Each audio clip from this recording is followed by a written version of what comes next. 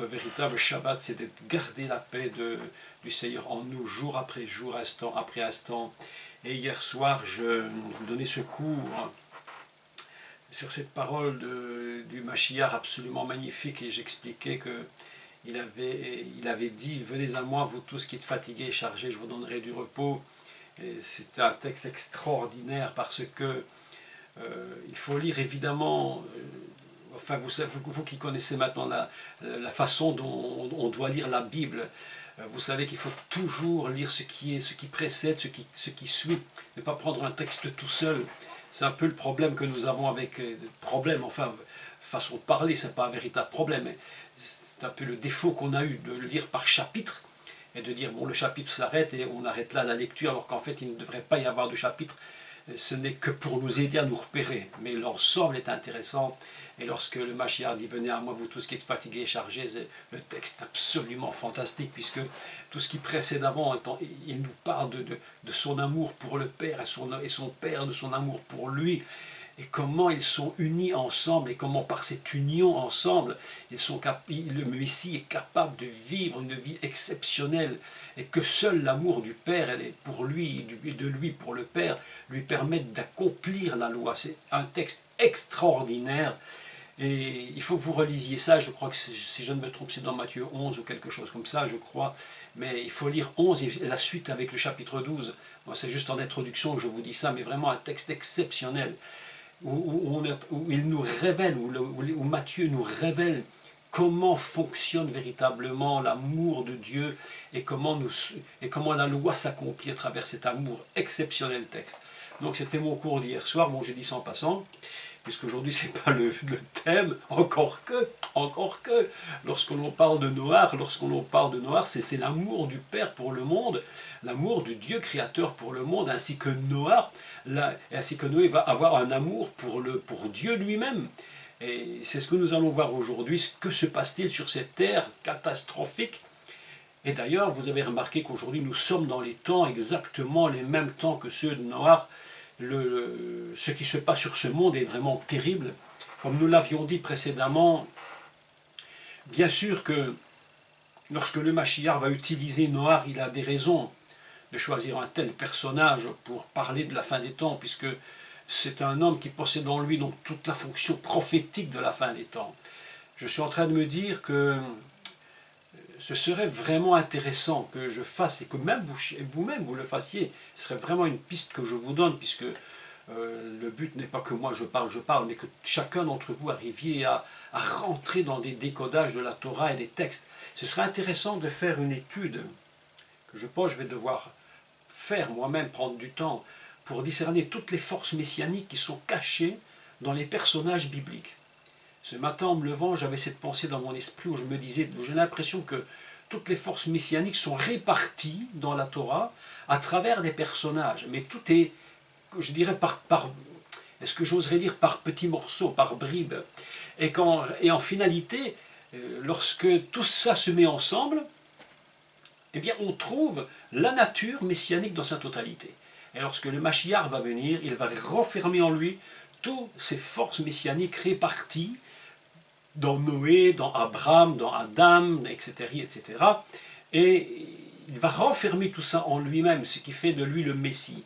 Je le dirai 1 milliard de fois, il n'y a rien dans l'univers entier, et que chacun se rappelle ces paroles, il n'y a rien dans l'univers entier qui soit comme Yeshua HaMashiach.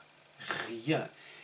C'est, j'allais dire, passez-moi l'expression, mais vous allez me comprendre, il me comprendra aussi, je le crois, il n'y a rien comme ce personnage-là. Il est unique. Je disais que nous pouvons essayer, nous pouvons faire tout notre possible. Tout ce que nous pouvons faire, nous pouvons l'essayer de toute façon pour essayer d'atteindre un niveau spirituel d'une hauteur extraordinaire. Mais il y a un niveau spirituel que jamais nous ne pourrons atteindre, je vous le dis, une dimension que nous ne pourrons jamais atteindre, c'est celle du Mashiach qui s'appelle le roi des rois. Le roi des rois, ça lui est réservé à lui, parce que le prix qu'il a payé pour être ce qu'il est, aujourd'hui en tant que nom, au-dessus de tout nom, le titre de roi au-dessus de tous les rois, il n'y a que lui qui le possède. Nous pourrions faire ce que nous voulons, jamais nous ne pourrons l'atteindre. Pour quelle raison? Parce que lui l'a atteint par sa sainteté, par sa droiture parfaite. Un seul péché dans une vie nous disqualifierait automatiquement du titre. Donc c'est pourquoi je vous dis, il est unique. Hier, je pensais à lui, très intensément hier soir, et je sentais en mon esprit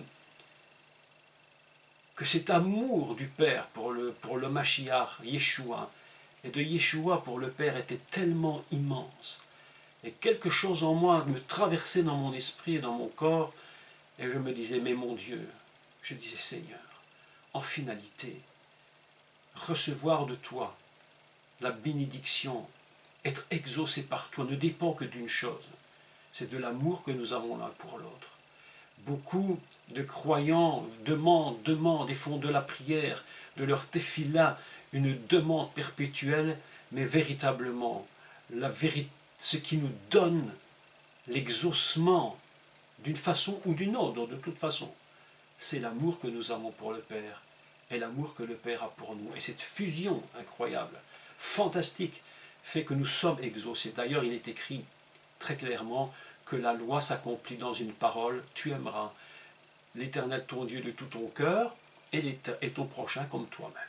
Bref, je clôture cette histoire, c'est pas le but d'aujourd'hui, encore que.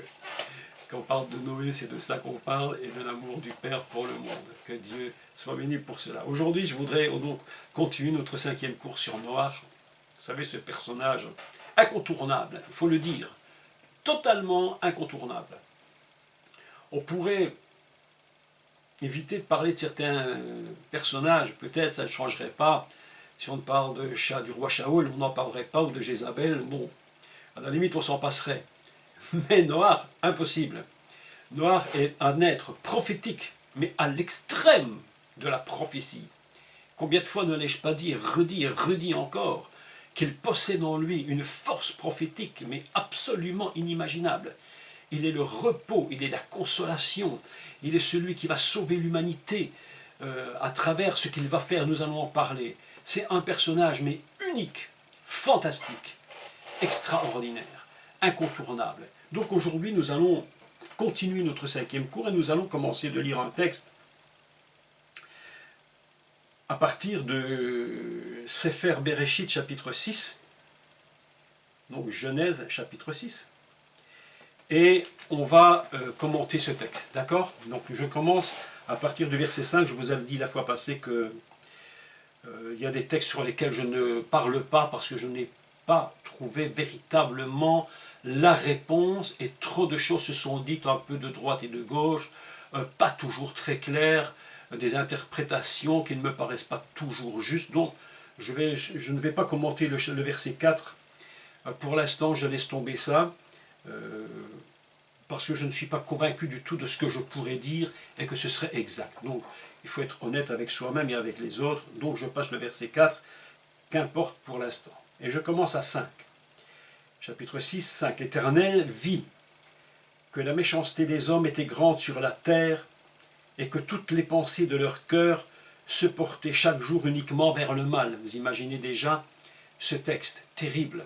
Vous vous souvenez que dans le chapitre 4 du même livre, donc de Bereshit, au verset 26, il est dit que c'est alors que l'on commença d'invoquer le nom de l'Éternel, et nous avions parlé que le mot invoquer veut aussi dire profaner.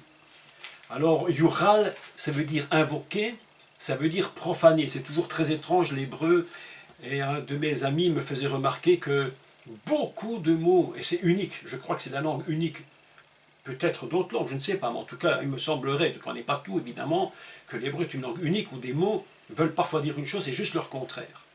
Donc on a invoqué, on a traduit invoqué, mais on pourrait le traduire profaner. Ce qui me semblerait plus juste d'ailleurs, pourquoi ? Parce que nous voyons que déjà au début, il y avait déjà une invocation de l'Éternel avec Hevel et Caïn. On en a parlé de cela, et que déjà il y avait quelque chose qui se portait vers Dieu. Donc il me semblerait que la traduction serait plus juste de dire qu'à ce moment-là on commence à de profaner. Le monde commence à basculer. Le monde, plutôt que de se porter à invoquer Dieu d'une façon, je dirais, d'adoration, d'amour pour Dieu, on va profaner. Évidemment, il y a beaucoup d'explications qui sont données sur ce texte, mais le mot profaner me plaît dans la traduction, parce que ça engendre évidemment tout ce qui va se produire plus tard. Et nous voyons que, ici, le texte nous dit que le mal été répandu sur la terre, et que chaque jour, l'humain qui était sur terre, plutôt que de porter son cœur vers le bien, le portait systématiquement vers le mal. On a l'impression que toute sa morale s'est écroulée. Tout ce qui était en lui de Dieu s'est écroulé. Quelque chose, une perversion totale est venue. On va continuer. Alors, verset 6. L'Éternel se repentit d'avoir fait l'homme sur la terre, et il fut affligé en son cœur. Le mot est très surprenant parce qu'on parle de l'Éternel, c'est-à-dire le nom sublime. Vous allez remarquer un peu plus tard, et je en parlerai, je vais essayer de reparler de ça, je vais essayer de, mais disons un mot tout de suite, c'est qu'à un moment donné, le nom divin va de nouveau être séparé. Vous vous souvenez que le nom divin avait été séparé. Adonai, Elohim avait été séparé, et lorsque le Nachash est venu dans le jardin d'Éden, le nom s'était séparé. On ne parlait plus de Adonai, donc l'Éternel, du nom sublime, mais on parlait que du nom Elohim, comme s'il y avait une séparation entre, je dirais, la substance divine la plus élevée et le Dieu et la valeur que représente Elohim, le Dieu qui crée. Et dans ce cas-ci, on a un peu la même sensation. C'est que dès le départ de ce texte, on parle de Adonai, donc le nom sublime, mais lorsqu'on va parler que la terre va très mal, que tout va mal, on va voir que le mot Adonai va disparaître au profit du nom Elohim. Et que ce nom Elohim, c'est comme si Dieu était uniquement dans sa représentation de ce qui se passe ici-bas, mais que dans son essence profonde, il ne veut pas s'unir avec ce monde qui est en train de se détruire. Vous regardez le texte, vous verrez, c'est surprenant de voir la séparation du mot. Et ce mot de Adonai va revenir plus tard, après que le monde aura été j'allais dire, entre guillemets, sauvé par Noach après le déluge, et ce mot va revenir, comme si Dieu disait maintenant je peux de nouveau me réunir au monde. Je trouvais ça très surprenant. Et comme vous le savez très bien, on sait que dans la Torah, rien n'est par hasard, que tout est calculé. Dieu a mis les mots, calculé les mots. Je me suis dit, mais Dieu, toi, dans ce monde dans lequel nous vivons aujourd'hui, mais tu ne peux pas t'unir à ce monde dans l'état où il se trouve. Alors je continue la lecture, on reparlera de cela. Et l'Éternel dit, alors l'Éternel parle, là c'est terrible, j'exterminerai de la face de la terre l'homme que j'ai créé, depuis l'homme jusqu'au bétail, aux reptiles et aux oiseaux du ciel, car je me repens de les avoir faits. Et Noach trouva grâce aux yeux de l'Éternel. Juste une parenthèse, vous vous rappelez que je vous ai dit que c'est la première fois que le mot grâce apparaît dans la Torah. Et ce mot grâce apparaît pour Noach. Voici la postérité de Noach, etc. Noach était un homme juste, ici on a parlé de tout ça, intègre dans son temps. Noach marchait avec Dieu. Alors ici quand même, je vais faire une toute petite parenthèse, parce que c'est très intéressant, je ne sais pas si je vous l'avais dit, mais lorsqu'il est écrit Italer Noach, c'est le mot, c'est une fonction grammaticale hébraïque, donc une conjugaison qu'on appelle itpahel, qui veut dire se faire à soi-même. C'est très intéressant parce que on aurait pu traduire, me semble-t-il, d'une façon très très très intéressante, ce que je crois avoir fait dans ma traduction, que lorsque j'ai traduit tous ces débuts de la Genèse, Noach se faisait marcher avec Dieu. Il se fait à lui-même. Il s'impose de marcher avec Dieu. C'est absolument extraordinaire. Il se faisait marcher avec Dieu. Je pense que là, il y a vraiment un trait de caractère de Noach qui est absolument mis en évidence dans ce texte de Torah. Noach, ce n'est pas un homme simplement qui marche, c'est un homme qui se fait marcher avec Dieu. Italer Noach, il se faisait marcher avec Dieu. Il avait une volonté déterminée de ne pas fonctionner dans un monde de perversion, un monde absolument détruit, qui va dans le mal, et lui, on a vraiment la sensation qu'il est l'homme, il s'est vraiment retiré de ce système du monde pour se faire marcher avec Dieu. C'est une volonté déterminée de Noach.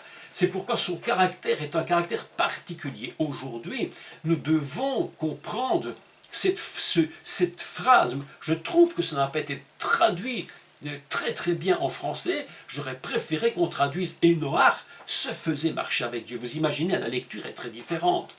Évidemment, on peut marcher dans le monde, on peut faire plein de choses, mais se faire marcher avec Dieu, ça c'est un autre niveau. On est dans un autre niveau. Si chacun d'entre nous, nous comprenions que notre travail, notre fonction, notre désir profond, c'est pas seulement d'aller à l'église, c'est pas seulement d'aller au culte ou d'aller je ne sais pas dans quelle réunion que ce soit, mais c'est une volonté déterminée, comme Noach, de marcher avec Dieu. Je pense que si nous avions cette volonté déterminée pour beaucoup de croyants, ce serait nettement plus efficace pour prier, pour chercher Dieu, pour fonctionner avec lui. Cet amour fait que Noach se faisait marcher avec Dieu. Ce texte est excessivement magnifique. Italer Noach. Il se faisait marcher avec Dieu. C'est un texte formidable. Je l'ai trouvé formidable. Alors, je continue. Noach se faisait marcher avec Dieu. Noach engendra 3 fils, Shem, Ham et Japheth. On parlera d'eux plus tard. On n'a pas le temps maintenant pour cela. La terre était corrompue devant Dieu. La terre était pleine de violence. Dieu regarda la terre et voici, elle était corrompue, car toute chair avait corrompu sa voie sur la terre. On va commencer par ça. Alors, Tisharet. Alors, il est écrit que la terre était pervertie, corrompue devant Dieu. Déjà, c'est très intéressant, parce que lorsqu'on nous dit Tisharet, le mot ici est vraiment Vetisharet haaretz lifnei Elohim. La terre était pervertie devant les faces de Dieu. Et c'est très intéressant parce que ce n'est pas une terre pervertie uniquement pour l'homme, parce qu'en finalité, vous savez qu'aujourd'hui le monde est dans une perversion extrême, dans un système où la morale n'existe plus du tout, mais les gens ne se rendent même pas compte, ils n'ont même plus la moindre conscience que ce qu'ils font n'est pas une perversion devant les hommes, parce qu'à la limite, ils s'en fichent complètement. Mais ici, la Torah nous dit que ce que l'homme fait sur cette terre ne se fait pas n'importe où.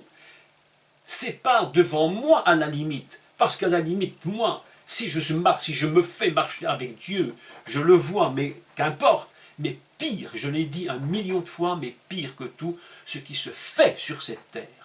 Toute cette perversion, cette immoralité, cette dépravation, parce que dans la racine de ce Tisharet, il y a perversion, il y a dépravation.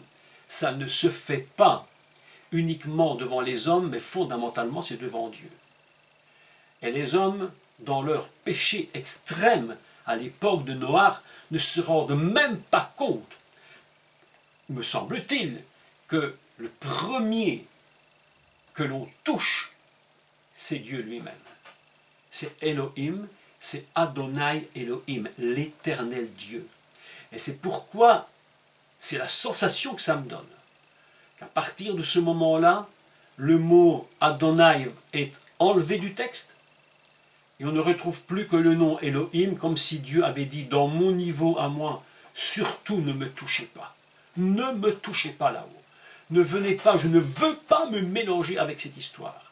Je suis le Dieu créateur, C'est à ce niveau que je regarde, au niveau de la création, mais dans mon essence profonde, dans mon essence la plus élevée. Je ne veux pas avoir de mélange avec cette terre. C'est tellement terrible que Dieu dit, mais à ce niveau-là, mais il faut que je détruise la terre. C'est terrible. Et c'est pourquoi il est écrit, si vous lisez au verset 7, et l'Éternel, non pas Elohim, mais il parle de la substance la plus élevée, le nom au-dessus de tout nom, hein, ce qu'on appelle Hachem, que les Juifs disent Hachem, parce qu'on ne sait pas comment le prononcer, ils disent Hachem, ils disent Adonai, cette essence, c'est lui qui dit, j'exterminerai la terre, et tout ce qui vit sur cette terre. Nous devons comprendre qu'il y a, même en nous, les chrétiens, le croyant ne comprend pas toujours qu'en nous, il y a un niveau que nous devons de protéger. Nous devons de ne pas laisser entrer dans la substance qui est en nous, substance divine que Dieu met en nous avec ça, par son esprit, nous qui nous prétendons, à raison, que nous sommes véritablement les enfants du Créateur de l'univers. Nous devons nous protéger intérieurement. Vous savez que le grand problème des croyants en Yeshua, ce texte-là m'a fait tilt, c'est que souvent, trop souvent, notre intériorité, c'est-à-dire le niveau du divin en nous profondément, se laisse influencer par l'extérieur. Mais le texte nous dit ici clairement que l'Éternel, lui, non. Il dit, ce que je vois, je ne peux pas l'accepter, je dois exterminer cette terre. Et lorsque les sentences vont tomber, et lorsqu'il va parler, on va voir qu'on a la sensation que ce niveau-là, il ne veut pas être influencé, touché, et il ne va rester que le Dieu Elohim, parce qu'il existe sur cette terre en tant que le Dieu créateur. Et en tant que Dieu créateur, il va fonctionner. Mais en tant qu'essence profonde, intérieure profonde, il dit attention, moi il ne faut pas me toucher là-haut.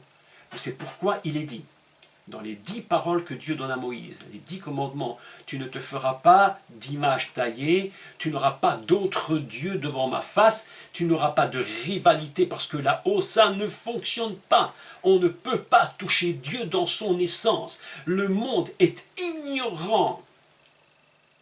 Et puissent les croyants, les disciples de Yeshua comprendre qu'on ne peut pas faire tout et tout se permettre. Parce que la première chose que l'on touche, mes amis, je vous dis, et soyons clairs, la première chose que l'on touche, ce n'est pas le monde, ce n'est pas notre entourage, ce n'est pas la situation de ceux qui nous entourent. La première chose que nous touchons, c'est l'essence du nom, c'est l'essence de Hachem, le nom de Dieu, le divin. C'est pourquoi nous devons mettre des limites. Et nous ne pouvons pas, en aucun cas, tolérer ce qui se passe et nous garder. Il doit y avoir une séparation entre ce qui est profond en nous et ce qui se fait sur cette terre. C'est pourquoi le Meshiach a dit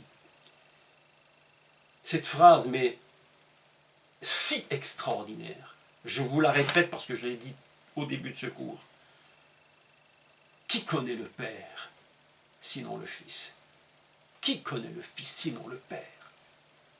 Il y a là cette fusion intense où nous ne pouvons en aucun cas laisser venir ce mélange dans le niveau et l'essence profonde de notre être spirituel qui est uni avec le nom divin.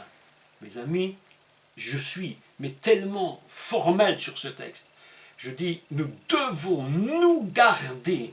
Nous ne pouvons pas, comme à l'époque de Noach, nous ne pouvons pas aujourd'hui être des gens qui nous laissons influencer dans ce monde. Nous devons être comme Noach, nous devons nous faire marcher avec Dieu, quel que soit le monde. Nous marchons à contre-courant du monde et nous devons garder notre essence spirituelle en Dieu, en l'Éternel, en Hachem, en Adonai. Nous devons la garder au-dessus. Le reste, nous le voyons, mais nous ne pouvons pas nous laisser toucher. De même que Dieu dit, moi, dans mon niveau, je vois le monde. Mais s'il vous plaît, ne venez pas essayer de me toucher à l'intérieur. Dieu met séparation. Il faut séparer le divin dans son essence sublime avec ce qui se passe ici-bas. Et si nous sommes conscients de cela, comme Dieu lui-même est conscient, je ne vais même pas dire Dieu, comme Hachem, pour dire le mot sublime, est conscient de cela, il va devoir se dire maintenant ça c'est terminé, je dois exterminer ces choses. Mes amis, je vais être clair. L'histoire de Noah, elle ne sert qu'à une chose en finalité, c'est à nous révéler quel est l'état du monde. Si ce n'est que pour raconter une histoire de bateau, je vous assure que franchement, ça ne nous sert pas à grand-chose, une histoire de bateau, une histoire de bateau. Hein, qu'est-ce que vous voulez que ça nous fasse en finalité? Mais si ce n'est que ça, non. Ici, Hachem est en train de nous montrer, de nous dire, regardez le monde, regardez qui vous êtes, regardez votre état. C'est pourquoi Yeshua utilise Noah en disant, dans la fin des temps, il sera de la même chose. Il se passera les mêmes choses. Comment est le monde? Un monde qui est perverti devant la face de l'Éternel. Vous savez, il n'est pas dit que les hommes se pervertissaient les uns devant les autres. Non, c'est pas ça que dit la Torah, même si c'est vrai. D'une façon décodage, oui c'est vrai. Mais réellement, le mal qui est produit sur cette terre se fait toujours et en premier lieu à la face de Dieu. Et quand je dis à la face de Dieu, vous savez que le mot panim, qui veut dire visage, on va utiliser ce mot panim pour produire devant la face de Dieu. En fait, c'est un mot, vous le savez, que le mot panim est un mot au pluriel, parce que c'est devant les différents aspects de Dieu que l'homme est en train de se pervertir, que l'homme se déprave, que la moralité s'écroule. Mes amis, lorsque nous lisons un texte comme celui de Noah, nous comprenons la souffrance de Hachem là-haut. Quand je dis là-haut, vous comprenez mon expression. Dans son monde à lui, quand je dis son monde, vous comprenez aussi. Il y a des fois, je n'arrive pas à trouver des mots parce que les mots ne sont même pas suffisants pour exprimer la grandeur et la hauteur de Dieu. On n'arrive même plus à trouver des mots qui nous permettent d'évaluer qui il est. Le monde est en train de salir, il essaye devant la face de Dieu de le toucher. Je pense qu'aujourd'hui, même inconsciemment, les hommes sont dans un état absolument de destruction totale. Chaque jour qui passe, on écoute, on voit, on entend, la Belgique est dans une immoralité, mais une immoralité absolument inimaginable. Je vois ce qui se passe et je me dis c'est à la face de Hachem, à la face de l'Éternel, que toutes ces choses sont faites. Comment voulez-vous que le monde subsiste? Et il y a encore des gens qui s'imaginent que l'humain est bon et qu'il va devenir meilleur. Il y a les humanistes qui croient que l'homme n'est pas si mauvais et que demain il sera un peu meilleur par sa propre force. Il faut vraiment être humaniste, c'est-à-dire qu'ils ne sont qu'au niveau de l'humain. Ils sont au niveau de ce qu'on appelle le bassar, c'est-à-dire la chair. Ils croient que demain l'homme sera meilleur, mais mes amis, mais où est-ce qu'on va dans cette histoire? Mais où est-ce qu'on va? Mais non, l'homme ne sera pas meilleur demain. Demain, il va s'empirer. Il ne fait que rajouter couche sur couche, péché sur péché, scandale sur scandale, la honte sur la honte à la face de Hachem, mes amis. Voilà ce que nous dit un texte terrible. Tisharet, Vetisharet, Haharetz, Lifne Haelohim. Et elle était la terre, et la terre était pervertie devant les faces de l'Éternel. Et le texte rajoute encore après cela un autre passage. Vetimale haaretz. Vetimale, c'est elle était remplie. C'est même, mais écoutez le texte, elle était remplie. Vétimalée, elle était pleine, c'est rempli, il n'y a plus un espace, pour ainsi dire, encore qui fonctionne. Lorsque vous regardez le monde, vous vous rendez compte que c'est comme à l'époque de Noach.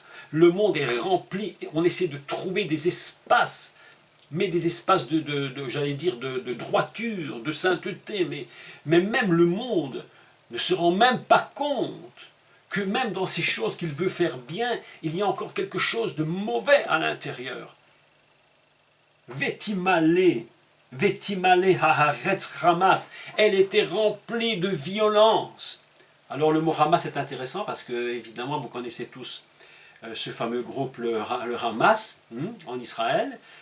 J'entendais l'autre jour un rabbin qui parlait de cela et qu'il disait, mais c'est très surprenant que ce mot Hamas, en finalité, ça veut dire la violence. Et ce groupe, qu'est-ce qu'ils font sinon de la violence? Il n'y a pas...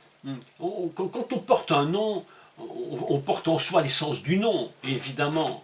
Hein, si vous vous appelez, je ne sais pas, moi, si vous vous appelez, je sais pas, la paix par exemple, hein, ou Rai, comme certains rabbins s'appellent Rai, ça veut dire le vivant, ben, vous avez une autre façon, une autre structure de vie que celui qui s'appelle Hamas, c'est évidemment le violent. Vous comprenez que le nom ici va définir véritablement qui est ce groupe. Violence, la terre est remplie de violence. Vétimalé Haaretz, c'est terrible.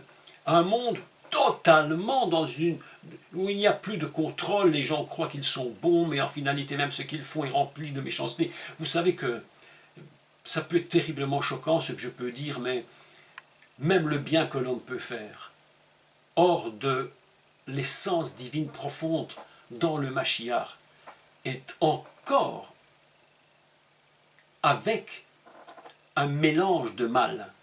Je sais que ça peut être très choquant. Et je parlais l'autre jour, écoute, je fais une parenthèse. Bon, prends du temps pour faire des parenthèses, ça n'a aucune importance, on est ici pour parler. Je ne veux pas rentrer dans le système, dire nous n'avons qu'une heure. Moi, je n'ai pas qu'une heure, moi j'ai toute ma vie pour parler. Hein. Donc on ne va pas rentrer là-dedans. Hein. Vous savez que je vais vous donner un secret. À vous qui enseignez, je vais vous donner un grand secret que j'ai appris il y a des années, contre lequel et avec lequel je me suis, j'allais dire, battu pour le communiquer, et ça n'a pas toujours été reçu, pas reçu. Parce que, évidemment, certains préfèrent faire leur système. Écoutez ce que je vous explique. Au sujet du bien et du mal, au sujet de l'Église, de la fonction, de la doctrine, passez-moi l'expression parce que ces mots m'arrachent la tête, m'arrachent la bouche, mais je n'ai pas le choix, de la doctrine chrétienne. Pas du tout ces mots, je les trouve tellement à côté de la plaque, mais moi je ne sais pas le dire autrement parce qu'il n'y a pas d'autre façon de le dire. Hein. Au niveau de la doctrine chrétienne, on accepte cela. On a pendant des années, écoutez-moi bien ce que je vous dis ici, c'est une vérité mais imparable. On a pendant des années construit des doctrines dans l'Église. Vous savez sur quelle base on a construit des doctrines? Pas tout le monde, pas toutes, mais une grande partie des doctrines ont été construites, non pas sur l'œuvre et la nature messianique de Yeshua, mais sur les expériences humaines. Et lorsque l'on construit des doctrines, écoutez-moi bien, sur l'expérience humaine, que ces expériences soient positives ou négatives, lorsque l'on construit des doctrines chrétiennes sur des expériences positives ou négatives, à chaque fois on fait des fausses doctrines. Et vous savez pourquoi? Mais simplement parce que fondamentalement, dans la nature humaine, il y a quelque chose qui est mélangé et qui n'est pas la perfection totale, parce que l'humain est ce qu'il est. C'est ainsi que j'ai des doctrines dans l'Église qui courent encore aujourd'hui, qui ne sont pas fondées sur la seule et unique structure de base qui est l'expérience et la nature du Mashiach.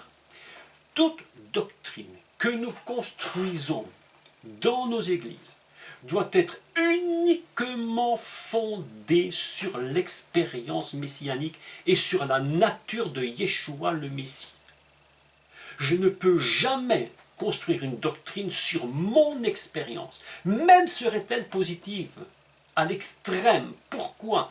Parce que dans ma nature, il y a toujours ces parts de complications, parfois de confusion de l'humain, tout simplement de l'Adam, qui fondamentalement lui-même a un problème.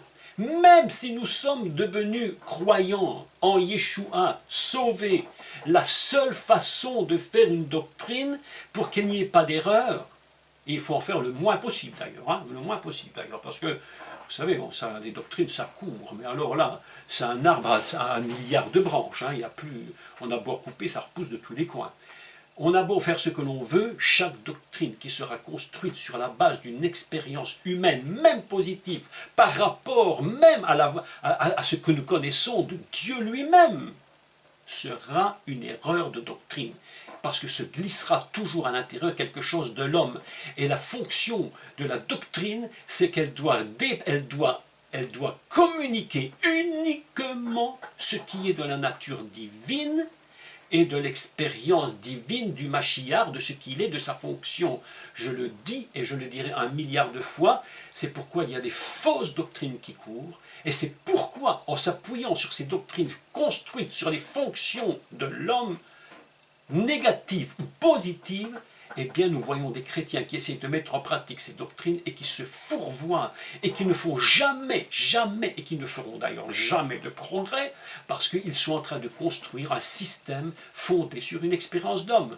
La seule façon de grandir dans les choses de notre Dieu, du Seigneur lui-même, c'est de se construire sur l'expérience du Messie et sur sa nature uniquement. Je clôture ce que je viens de dire. Mais je vous assure que ce que je dis, c'est la seule et vérité qui peut exister concernant les doctrines. Je suis horriblement choqué quand j'écoute certaines choses qui se disent dans les églises concernant des moyens, des systèmes pour grandir, pour être libéré de ci, pour être libéré de là. Non, non, non, non, non. La seule façon de grandir, c'est de grandir dans l'expérience du Messie lui-même. Le reste ne m'intéresse en aucun cas, je vous le dis la vérité. Bon, je vais clôturer cette petite aparté, néanmoins tellement importante, tellement importante. Donc je continue. Voilà que le monde, puisque le thème d'aujourd'hui c'était donc ce monde et puis comment Dieu va créer donc le moyen de s'en sortir, puisqu'il nous donne des moyens d'en sortir, hein, de son humanité. Voilà que le monde est donc rempli de violence, perverti, dépravé, la morale n'existe plus. Vous savez que lorsque la dépravation rentre et lorsque la perversion rentre, ça veut dire qu'il n'y a plus de morale. Il n'y a plus de morale. Le monde vit sans morale. Je voyais l'autre jour sur des choses inimaginables se produire en Belgique, mais à tomber à la renverse, je me disais, mais il y a 10 ans, jamais on n'aurait même pas pensé qu'une chose pareille pouvait se faire, mais aujourd'hui ça se fait. Et les gens ne sont pas du tout dérangés, et s'ils le sont, ben demain ils ne le seront plus, puisque de toute façon tout évolue, tout change, tout bouge. Donc voilà où en est notre système. En plus, une violence est entrée dans le monde d'une façon absolument impensable, et voilà l'histoire de Noah. Et Dieu, et la Bible nous dit ceci au... Donc, je vais prendre le verset pour vous le dire exactement. Au verset 12, je crois que c'est le verset 12 du chapitre 6. Voilà. Il est dit, Vayar Elohim et haaretz. Il a vu l'Éternel, la terre. Il l'a vu. Il a vu, il a regardé, il a vu ce qui se produisait. Elle se dit, mais ça c'est impossible à supporter. Vous imaginez que ce que Dieu avait construit, comment Dieu avait créé ce monde, l'espérance immense qu'il avait mis sur cette terre. Mes amis, la Bible nous dit Vayar Elohim haaretz. Il a vu Elohim, il a vu la terre, il l'a regardé. Il la regarde et se dit, oh, mais que se passe-t-il ici-bas? Vayar, Elohim, Haaretz, il a vu la terre, Dieu. Il n'est pas du tout hors du circuit. Non, non, il la regarde. Si les gens comprenaient que Dieu regarde ce monde, faudrait-il encore que les gens croient que Dieu existe? Vous savez, c'est surprenant. On est surpris, mais chaque jour qui passe, on est surpris de plus en plus. Il y a des gens qui nous disent parfois, moi je crois au diable, je ne crois pas en Dieu. Ah bon? Tu crois au diable, tu ne crois pas en Dieu? Ah bon? Eh bien dis donc, il faut le faire, hein. Tu crois au diable, tu ne crois pas en Dieu. D'accord, ok. Il est totalement inconscient, mais la Bible nous dit, Vayar Elohim, il a vu, Dieu a vu la terre, il l'a regardée, et il se dit, mais qu'est-elle devenue? Je ne peux plus continuer avec cette terre. C'est un texte absolument terrible, et c'est pourquoi Dieu va à ce moment-là, comme séparer un peu cette essence divine élevée, qui ne peut pas, elle, être touchée, et il ne va uniquement que fonctionner par rapport à la création, mais non pas, lui-même ne peut pas être touché par cela. Et c'est ainsi que l'on voit que il y a le nom de Adonai n'est plus repris à ce moment-là, il reviendra plus tard, et uniquement le nom d'Elohim est pris. Au niveau de la création, Dieu va agir, au niveau de sa création. Et je continue.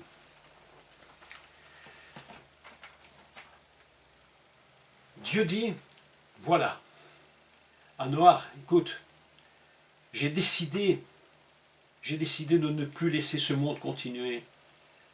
La terre, et le texte est fort parce qu'il dit, écoutez, il dit, alors, Vayomer Elohim el Noach, Dieu dit à Noé, il a dit Dieu à Noé, la fin de toute chair est arrêtée devant moi. J'ai décidé, c'est fini. La fin est décidée. Comprenez la raison pour laquelle Yeshua veut utiliser Noach pour la fin des temps. Je vais vous dire une vérité encore. La fin est décidée pour ce monde. La fin est décidée. Il y aura un temps où ça va s'arrêter. Un temps où ça va s'arrêter. Trop loin, c'est trop loin. Il y a les limites.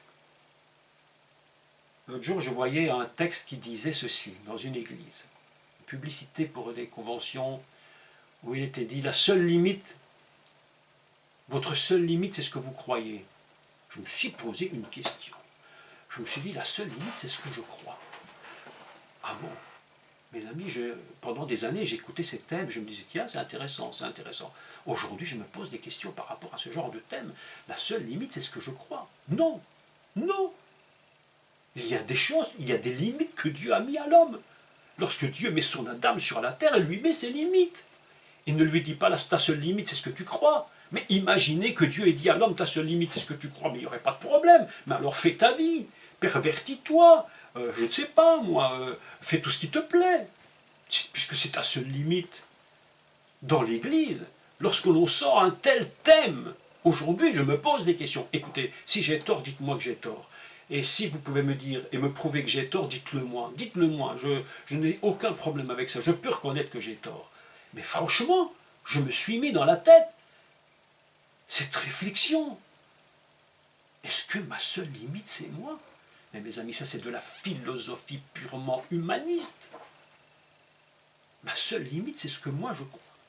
Non, mes amis, il y a dès le commencement du monde, surtout quand on parle maintenant de Noach, le commencement du monde, c'est ce recommencement qui va avoir lieu. Si l'homme avait pensé autrement que ma seule limite c'est moi, il n'aurait pas commencé de profaner le nom de l'Éternel. Il se serait dit, j'ai une limite, je ne peux pas y aller jusque-là. Mais si tu te dis, ma seule limite c'est moi, et c'est ce que je crois, alors maintenant je peux croire tout ce qui me plaît pour faire tout et n'importe quoi. Comme nous disait justement Daniel, il nous l'a écrit maintenant, il disait que Dieu a préparé des œuvres à l'avance pour nous. Ça c'est notre limite.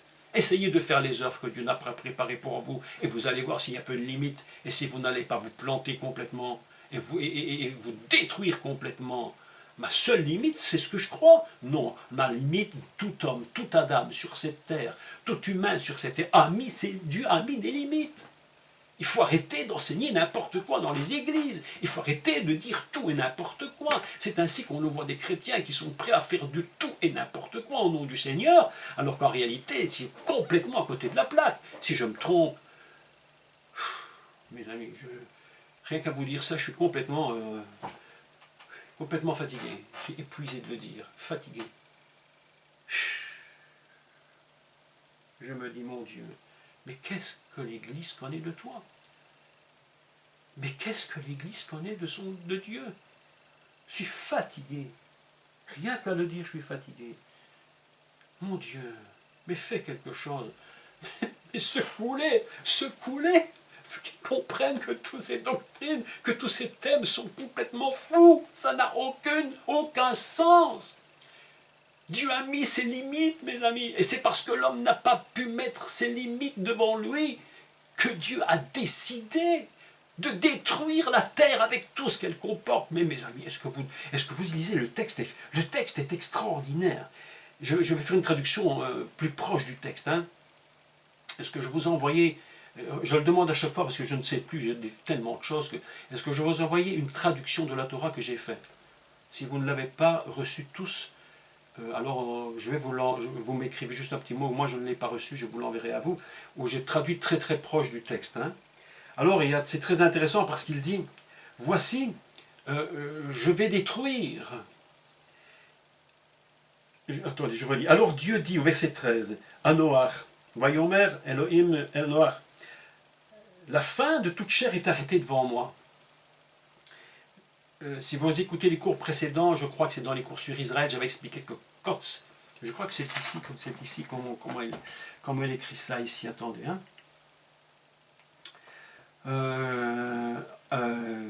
Ketz, oui, Ketz, c'est la fin de toute chair. Kol Bassar, je crois que c'est ça qui est écrit. Ketz Kol Bassar, voilà.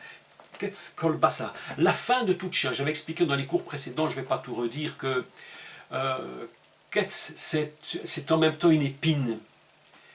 La fin, c'est comme une épine. La fin de quelque chose, c'est comme une épine, quelque chose qui nous pique, quelque chose qui nous fait mal. La fin de toute chose est arrivée. J'avais expliqué ça dans les cours, je ne saurais plus dire lequel, mais si vous réécoutez, je crois que c'est dans le cours sur Éden, Eden, je crois. C'est très intéressant d'écouter cela.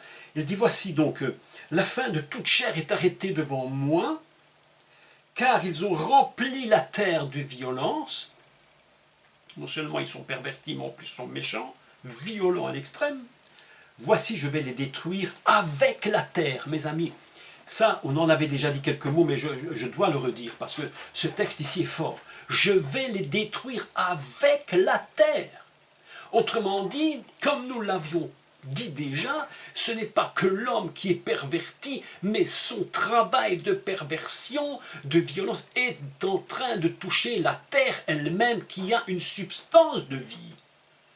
Vous savez que la terre possède une vie, nous en avions parlé longuement. Dernièrement, je ne peux pas tout redire, mais la terre vit, elle existe, elle possède quelque chose.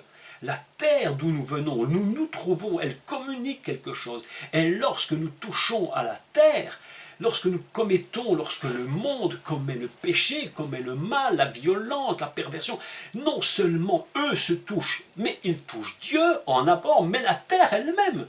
Je vous dis que la terre elle-même est touchée. Et ne nous étonnons pas de voir tout ce qui se passe sur le monde aujourd'hui. Comment la terre est en train de réagir avec une telle violence. Cataclysme dans tous les coins, partout. On a l'impression que la terre est en train de vomir le mal. Elle ne peut plus supporter. C'est pourquoi Dieu dit, la terre elle-même est touchée. Je vais détruire toute chair, tout animal, tout ce qui vit. Ah là là. Je vais les détruire avec la terre. Et mes amis, Dieu, malgré tout, Hachem, l'Éternel est bon, parce qu'il va sauver le monde. Il va commencer de sauver le monde. Il va trouver une solution. Alors, j'espère que chacun d'entre vous, vous avez reçu les documents que je vous ai fait parvenir. Je les ai envoyés. Vous savez, je vais vous dire un petit secret. Peut-être vous pouvez m'aider dans ce domaine. Vous avez remarqué que j'écris tout ça à la main. Je vais vous dire pourquoi. C'est pas que je ne veux pas le faire avec un très beau texte, écrit à la machine, mais mon ordinateur, je travaille avec un Mac, Et mon ordinateur Mac refuse systématiquement de m'écrire en hébreu. Alors j'ai suivi les règles qu'ils m'ont données, mais à chaque fois que j'écris en hébreu et que je veux l'imprimer, ça s'écrit à l'envers. J'ai beau changer le type d'écriture, droite-gauche, gauche-droite, rien à faire, impossible, je n'arrive pas à écrire en hébreu. Alors moi je dis à mon ami Daniel, toi tu écris en hébreu, je ne sais pas comment tu t'y prends. Mais enfin, je crois que tu travailles avec Windows, pas avec Mac, hein, c'est une parenthèse que je fais. Moi j'y arrive pas, donc je le fais à la main. Enfin, qu'importe où le fais à la main. Ouais, c'est possible que Simon me dit c'est que c'est pas prévu pour mon ordi. Donc, enfin, qu'importe, de toute façon, moi je le fais à la main, puis je vous l'envoie. Donc voilà, Dieu dit à Noach, et ça va être tout le thème, tout. Oui, avec Windows ça fonctionne, avec Mac il y a vraiment un problème. Je me suis dit, il faut que j'achète un ordinateur qui est conçu pour la langue hébraïque, il faudra que j'y pense. Enfin, je clôture tout ça, mais bon, on va trouver la solution peut-être un de ces quatre. Ce sera tout le thème que je vais développer la semaine prochaine. Comment Dieu sauve le monde par Noach. Vous savez que vous avez reçu donc le document numéro 1 où j'ai écrit le mot arche. Je fais juste une petite parenthèse, il nous reste quelques minutes pour aujourd'hui. Et puis, la semaine prochaine, nous allons strictement ne parler que de ce qu'on appelle l'arche. Mot absolument insupportable à mes oreilles, et peut-être pas au ventre pour certains qui ne savaient pas ce que cela veut dire. Alors, je lis vos commentaires en même temps. Hein.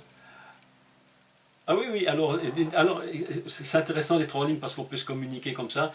Alors, je lis ce que Daniel nous dit, je le lis pour vous qui le recevez aussi, mais pour ceux qui ne sont pas en ligne, hein. Dieu parle de la face de la terre, même mot que les faces de Dieu, comme si la terre était une personne. C'est exactement ça que je voulais dire, exactement. Et c'est très bien que Daniel nous le montre, et il parle des faces de la terre, il parle des faces de Dieu, c'est le même. La terre est vivante, elle a des aspects que nous touchons par le péché. C'est terrible, mais le monde ne comprend pas. Malheur à celui qui détruit la terre, nous est-il dit. Elle va se venger, un jour ou l'autre. Vous savez que la terre d'Israël, je fais cette parenthèse de nouveau, parenthèse sur parenthèse, vous savez que la terre d'Israël, même les Juifs, pas tous, il y a des rabbins très érudits qui ont bien compris ce qui est dit. Il dit dans la Torah, je crois que c'est dans le livre de Exode, si je ne me trompe, enfin qu'importe, il dit que la terre d'Israël, la terre qui est une terre promise pour le peuple, c'est une terre qui vomit ses habitants. C'est-à-dire que c'est une terre particulière, elle ne supporte pas le péché. Ce qui a produit évidemment les nombreux exils du peuple d'Israël, qui péchait sur péché sur ce sol d'Israël, ce sol de la terre de la promesse. À un moment donné, la terre n'a pas supporté et il y a eu un vomissement. Alors évidemment qu'on peut nous dire, oui, mais c'est Dieu qui les a chassés. Attention, évidemment que c'était dans la volonté de Dieu, mais la terre ne supporte pas le péché du peuple. Ce qui se produit, à un moment donné, la terre le vomit. Et c'est spécifiquement en Israël. Il y a vraiment là quelque chose de spécial. C'est pourquoi toute personne qui va en Israël doit être très prudente. Faites attention. Même nous, je ne sais pas si je peux aller jusque-là, mais probablement oui. Même si nous allons là-bas en touriste, faisons attention à nos comportements sur la terre d'Israël. Cette terre est une terre qui ne supporte pas le péché, le mensonge, la tromperie, les comportements iniques. C'est une terre, nous dit littéralement le texte, qui vomit ses habitants. Vous imaginez ça? Bref, je clôture. Je reviens donc sur Matéva, sur mon arche. Vous savez que dans la Torah, il y a donc deux mots qui parlent de l'arche. Il y a donc ce qu'on appelle Achron Haedut, l'arche du témoignage, Achron Abrit, l'arche de l'alliance. Et puis nous avons Achron, alors là c'est le plus extraordinaire, c'est pas cette traduction, mais elle m'écorche les oreilles, mais c'est insupportable, j'arrive même presque pas à le dire. Mais je suis obligé de le dire pour que les gens qui entendent comprennent. Le mot arche ne veut strictement rien dire. C'est un mot qui ne veut rien dire pour nous. Le mot arche qui est le mot teva. Mais par contre, Si vous avez un peu de curiosité hébraïque, vous allez aller dans votre texte de Torah et vous allez regarder dans le chapitre 6 et au verset 14. Et vous allez lire un texte intéressant, que la première fois que le mot Teva apparaît, il n'est pas écrit Teva. Je lis en hébreu. Et je vais clôturer avec ça. Et la semaine prochaine, nous allons remettre toute l'histoire de l'arche pendant... J'ai essayé de faire ça en un cours, peut-être que ce ne sera pas possible, mais on va essayer de le faire en un cours, on verra. Il est écrit ceci. Verset 14. Donc, Yud Dalet. Assez, Ra, tu feras pour toi, non pas Teva, mais Tevat. Tet, Bet, pardon, Tav, Bet, Tav. Deux Tav. Alors que partout ailleurs, c'est, si je ne me trompe, Tav, Bet, He. N'est-ce pas? Si nous allons un peu plus loin, donc je cherche, voilà, Het Ateva, c'est Tav, Bet, He. Mais la première fois, c'est Tet, c'est Tav, Bet, Tav. Je vais le dire, hein. Très surprenant. J'ai dit, ah, mais qu'est-ce que c'est encore que cette histoire? Partant toujours du principe fondamental que la Torah nous enseigne des vérités, que nous devons décoder le texte, je me suis dit, mais Tav, c'est quoi le Tav? Vous savez, pour ceux qui le savent tout du moins, que le Tav, ça signifie la marque, la signature. Et la première fois que Dieu dit, tu feras pour toi une Tevat, en réalité, si vous faites la guématria de Tevat, elle est très surprenante. Parce qu'on fait une guématria qu'on va concentrer, on va concentrer les valeurs numériques. Vous allez voir que Tav et Tav, ça fait 800, puisque le Tav vaut 400, et le Bet vaut 2. Donc 802. 802 concentré, si je fais une concentration, je tombe sur 10. Et on a vraiment la sensation forte que ce que Dieu demande à Noach de faire, c'est véritablement quelque chose qui dépasse l'humain ici-bas. C'est quelque chose qui est là-haut. Il y a un salut qui est divin là-haut. Tav, Bet, Tav. Tevat. Fais pour toi quelque chose de plus de terrestre, n'est même plus quelque chose de terrestre. Fondamentalement, c'est divin. Il y a quelque chose qui est là-haut. Je crois que la véritable Tevat, elle se trouve là-haut. Elle se trouve là-haut. Et c'est tout le sens prophétique du cours de la semaine prochaine. Qu'est-ce que cette Tevat? Et pourquoi après on va l'appeler seulement Teva? Quelle différence y a-t-il entre les deux? Pourquoi une est là-haut et l'autre est ici-bas? Pourquoi une nous rapproche totalement du moment de la création là-haut et l'autre ici-bas? Ce sera tout le thème de notre cours de la semaine prochaine. J'avais pensé pouvoir le faire aujourd'hui, mais je n'en ai nullement le temps, puisqu'il est déjà 11 heures.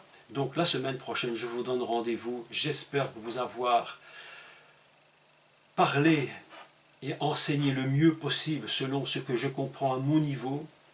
Et je suis bien convaincu que si d'autres parlaient, des milliers de choses pourront encore être